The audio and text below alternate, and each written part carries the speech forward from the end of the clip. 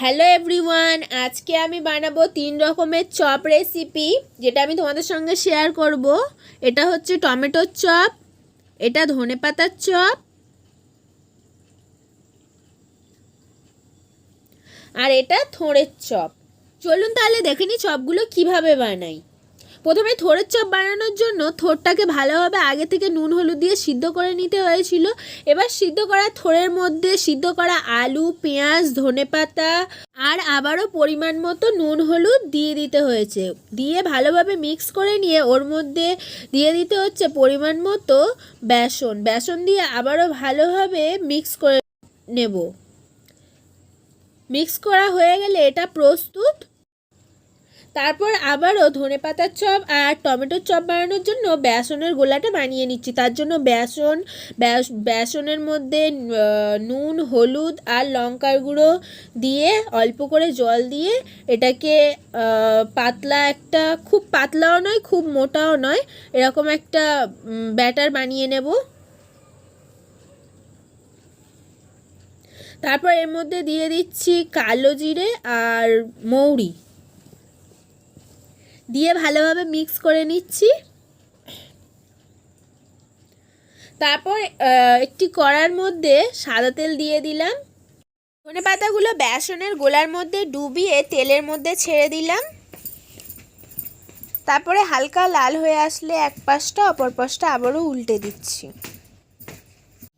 এখানে আমি ধনেপাতার চপগুলো হালকা গোল টাইপের করে ছাড়ছি, কারণ লম্বা লম্বা করে ছাড়লে ছোট জায়গার মধ্যে জায়গা হবে না। এইভাবে আমি একে একে সমস্ত ধনেপাতার চপগুলোকে ভেজে নেব। উল্টে পাল্টে এক পাশটা লাল হয়ে আসলে অপর পাশটা আবারও আমি উল্টে দেব।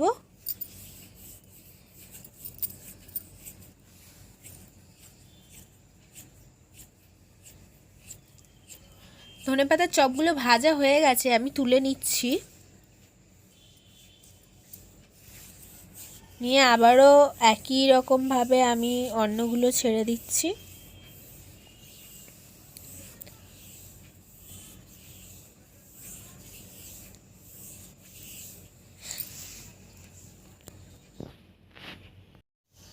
ভালোভাবে ভাজা হয়ে গেছে, এবারে আমি একে একে তুলে নিচ্ছি।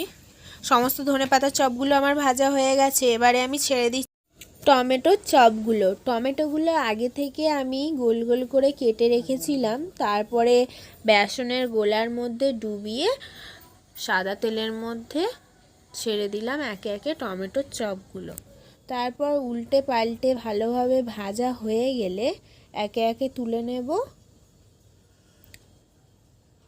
টমেটোর চপগুলো সমস্ত আমার ভাজা হয়ে গেছে, এবারে আমি ছেড়ে দিচ্ছি আগে থেকে যে থোড়ের মিশ্রণটা তৈরি করে রেখেছিলাম ওইটা গোল গোল শেপ করে আমি তেলের মধ্যে ছেড়ে দিচ্ছি। এক পাশটা ভাজা হয়ে গেছে, অপর পাশটা আমি আবারও উল্টে দিচ্ছি। আপনারা অবশ্যই থোড়ের চপটা বাড়িতে ট্রাই করে দেখবেন, এটা খেতে খুবই সুস্বাদু হয়।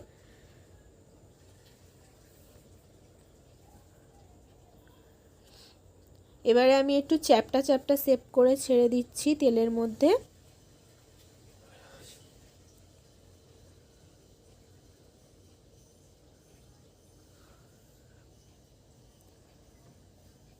আমার সমস্ত চপগুলো ভাজা রেডি। টমেটোর চপ, থোড়ের চপ আর ধনেপাতার চপ, এই 3 রকমের চপ আপনারা চাইলে বাড়িতে অবশ্যই ট্রাই করে দেখতে পারেন।